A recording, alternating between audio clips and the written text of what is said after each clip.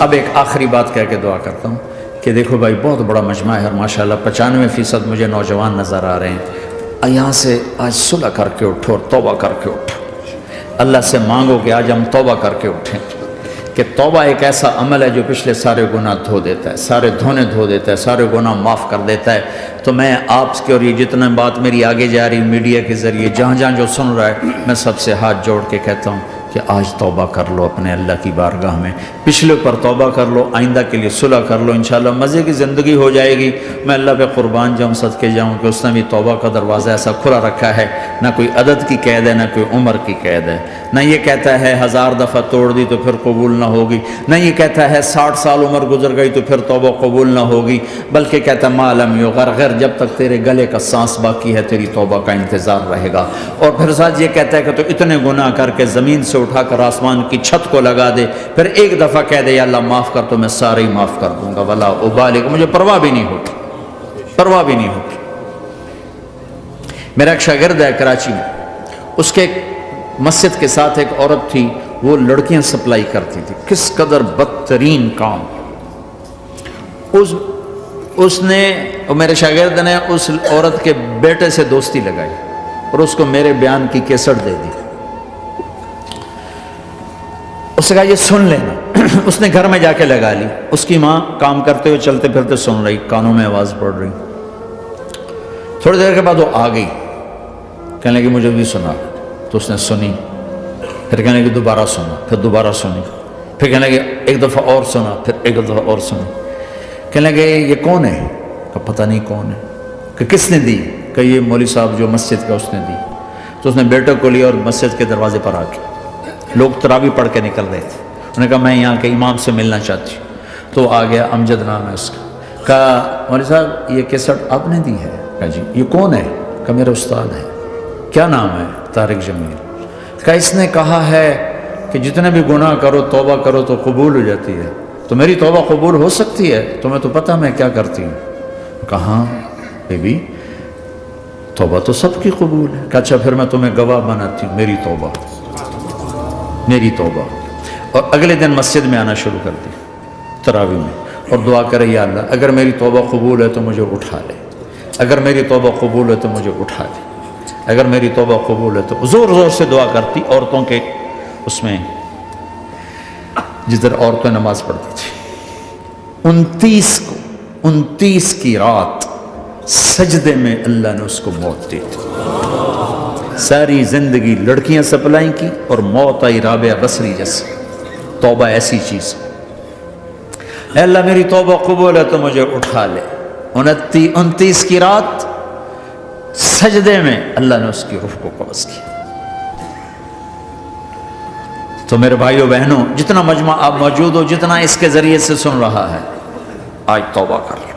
پتہ نہیں نہ جانے بلا لے پیا کس گھڑی، پتہ نہیں رب کا بلاوا کب آ جائے. تو ہم توبہ کر اور اپنے مالک کو راضی کر. تو نیت کرتے ہو میرے ساتھ؟ سارے کرتے ہو نا؟ تو کہو یا اللہ میری توبہ، پھر کہو یا اللہ میری توبہ، پھر کہو یا اللہ میری توبہ. اللہ کی قسم اگر دل سے کہا ہے سب معاف ہو. میں نواب شاہ میں تھا تو ایک وڈیروں کو جمع گیا. وڈیرے مسجد میں تو آ نہیں سکتے، سندھی وڈیرے. تو ہم نے ایک وڈیرے سائیں کے گھر میں ہی بیان رکھ دیا. تو وہاں آ گئے سارے. تو ایک وڈیرے کو لے کر بڑی مونچھیں اور جلالی چہرہ اور بہت غلط زندگی. میں نے بیان کیا، وہ بیان میں روتا رہا. جب میں نے کہا ہاں بھائی توبہ، میں ہر بیان میں یہ کرتا ہوں کوشش، شاید کوئی ایک آدمی میرے ذریعے سے توبہ کر جائے تو میری بخشش کا سامان بن جائے. تو اس نے زور سے کہا اللہ سائیں توبہ، اللہ سائیں توبہ، اللہ سائیں توبہ. ساری زندگی کی غفلتیں تھیں. گھر گیا اور یہ ظہر پہ بیان ختم ہوا ہے اور مغرب پہ اس کی موت واقع ہو گئی. ساری زندگی گناہوں میں گزار کے وہ گیا جنت میں. کہ توبہ تہدم ما کان قبلہا، کہ توبہ ہر گناہ دھو دیتی. شیطان ایک راستے سے آتا ہے، کیا فائدہ توبہ کا، ادھر کرتا ہوں ادھر ٹوٹ جاتی، کیا ارے فائدہ دیکھو. یہ فائدہ نظر آئے کہ نہیں؟ 2 فائدے دکھائیں. ایک سجدے میں مری ہے اور ایک ساری زندگی گناہ کر کے ظہر سے مغرب تک کا حصہ اس نے توبہ کا گزارا ہے اور گیا جنت میں. کبھی مایوس نہ ہونا اللہ سے کہ میں اتنے گناہ کرتا ہوں، اللہ کیسے معاف کرے گا، اللہ بڑا کرے گا۔ اللہ تھانے دار نہیں ہے، مہربان ہے، دوست ہے، ہمارا دوست ہے۔ اللہ سے باتیں کرو، اللہ سے یاری لگاؤ، اللہ کو دکھڑے سناؤ، یا اللہ میرے ساتھ یہ ہو رہا ہے تو کچھ کر دینا۔ اللہ سے لاڈ کرو جیسے ماں سے لاڈ کرتے ہو۔ اللہ تو پیار کی چیز ہے نا کہ ڈرنے کی، ہاں ڈرنا ہے اپنے گناہوں کی وجہ سے، لیکن پیار غالب ہو، محبت غالب ہو۔ وہ نہیں تھا چرواہا موسیٰ علیہ السلام نے سنا، کہہ رہا اللہ سیاں تو آویں آ، تیری جوہاں کڈاں، تین تیل لاواں، تین کنگھی کراں، تین روٹی کھواواں، تین دودھ پواواں، یہ اللہ سے باتیں کر رہا۔ تو موسیٰ علیہ السلام نے اس کو ڈاؤٹ، بدبخت یہ کیا کہہ رہا ہے؟ کہہ رہا ہے یا اللہ تو میرے پاس آ، میں تمہیں تیل لگاؤں، تیری جوئیں نکالوں، تیری کنگھی کروں، تجھے بکری کا دودھ پلاؤں۔ تو وہ تو بیچارہ ڈر کے رونے بیٹھ گیا۔ جب موسیٰ علیہ السلام طور پر آئے تو موسیٰ علیہ السلام سے اللہ نے کہا موسیٰ تو نے تو میرا یار ہی مجھ سے دور کر دی، مجھے تو اس کی باتیں بڑی اچھی لگتی تھی، تو نے یہ کیا، جا اس کو خوش کر کے جیسے ناراض کر کے آئے۔ چلو اس روایت میں تو کوئی اونچ نیچ ہو سکتی ہے، کچی پکی بات ہو سکتی ہے، لیکن میرے نبی کی صحیح حدیث بتا رہا ہوں۔ میرے نبی مسجد میں صحابہ ہنس رہے تھے تو آپ نے فرمایا جو میں جانتا ہوں تم جانو تو تمہارا ہنسنا بند ہو جائے، رونا زیادہ ہو جائے۔ تو سب صحابہ نے زارو قطار رونا شروع کر دیا۔ آپ یہ کہہ کر واپس مڑے، دروازے تک نہیں پہنچے تھے کہ جبریل آ گیا کہ میرے محبوب تو نے میرے بندوں کو اتنا زیادہ ڈرا دیا مجھ سے، جا واپس جا، جیسے رولایا ہے ایسے ہی ہنسا کے آ۔ اللہ پاک تو ہمارے مالک خالق، ہمارے مہربان ہیں۔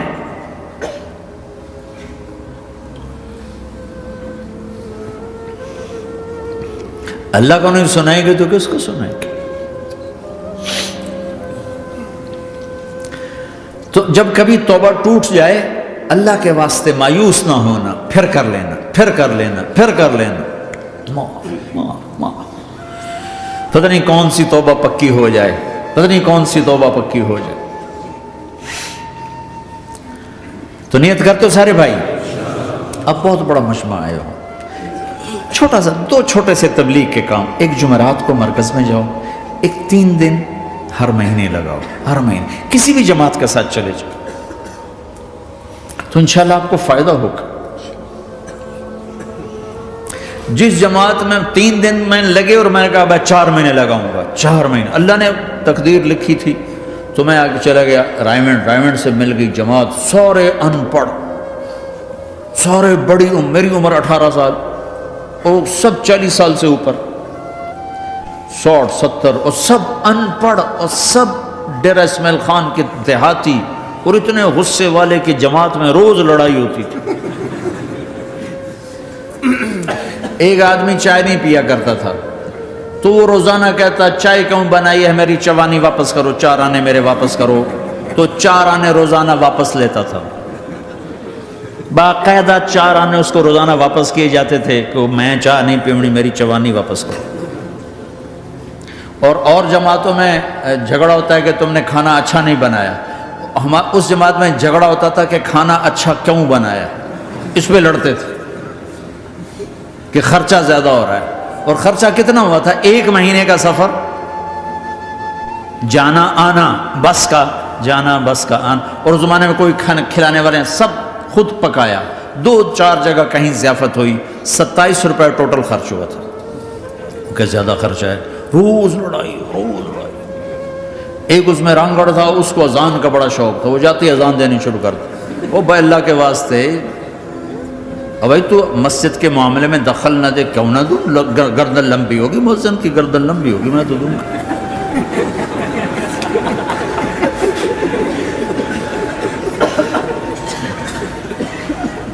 وہ امیر بھی چٹا ان پڑھ تھا، بالکل ان پڑھ، مطلب عجیب وہ نمونہ تھی جماعت، یعنی اس میں ہر ایسا ایلیمنٹ موجود تھا کہ میں بستر اٹھا کے بھاگ جاؤں، لیکن مجھے اسی سے فائدہ ہو کہ تبلیغ معلوماتی محنت نہیں ہے، تبلیغ صفات کو سیکھنے کی محنت، علم کو سیکھنے کے لیے مدرسے ہیں، علماء ہیں، تبلیغ تو صفات کو سیکھنے کی محنت، ایمان کیسنا بنا. میں جب واپس آیا تو میں بیٹھا تھا مسجد میں، تو ایک شخص نے پوچھا آپ کہاں گئے تھے، کتنا سفر تھا؟ میں نے بتایا. کہنے کہا آپ نے کیا سیکھا؟ وہ نے مجھ سے کہا آپ نے کیا سیکھا؟ میں نے کہا میں نے اپنی مرضی کے خلاف کرنا سیکھا. کہا ماشاءاللہ ماشاءاللہ، آپ نے بہت سیکھا بہت سیکھا. وہ ساری زندگی اس سے پہلے اپنی مرضی پہ گزر، اپنی چاہتیں، اللہ نے ماں باپ سے دیا ہوا بہت کچھ، لیکن جو میری بنیاد بنی وہ سفر تھا جس میں روز لڑائی ہوتی تھی. تو کسی بھی جماعت میں چلے جاؤ، ویکنڈ چلے جاؤ، یہ نہ دیکھو کون ہے کون، چلے جاؤ. اس جانے میں اللہ کی ہدایت کا نظام چھپا ہوا ہے. اور تم میں کوئی دو ایسے نہ ہو جو لڑے ہوئے ہیں. اٹھتے ہی صلح کرنا. میاں بیوی میں کھٹ بٹ ہے، اٹھتے ہی صلح کرنا. بہن بھائی لڑے ہوئے ہو، ماں باپ سے لڑے ہوئے ہو، اٹھتے ہی صلح کرنا. جو صلح کرنے میں پہل کرے گا اللہ کا محبوب بن جائے گا. شیطان پرانا کھلاڑی ہے نا کوئی، اور ہے بھی تجربہ کار، گول بھی بڑے ٹھگا ٹھگ کرتا ہے. نہیں، وہ روزانہ اپنی میٹنگ بلاتا ہے. میٹنگ، ہاں بھائی کیا کیا؟ تو کہتے ہیں جی زنا کرایا. تو ایسے بیٹھا رہتا ہے یوں سر جھکا کے. چوری کرائی، نماز نہیں پڑھنے دی، جوا کھلایا، یوں کرتا. ایک لنگڑا بھیڑتو شیطان پیچھے سے کہتا ہے جی میاں بیوی کو لڑایا. ہو شاباش، کام تو کر کے آیا ہے. میاں بیوی کو لڑایا، آجا آگے آجا آگے آجا آگے آجا. اس کو بلا کر گلے لگاتا ہے، پھر یہاں اپنے پاس بٹھاتا ہے. وہ بدبخت، تو یہ ہے اصل کام. شرابی کی شراب اس کی ذات تک، میاں بیوی کی لڑائی، نسلیں برباد، خاندان برباد، اولاد برباد.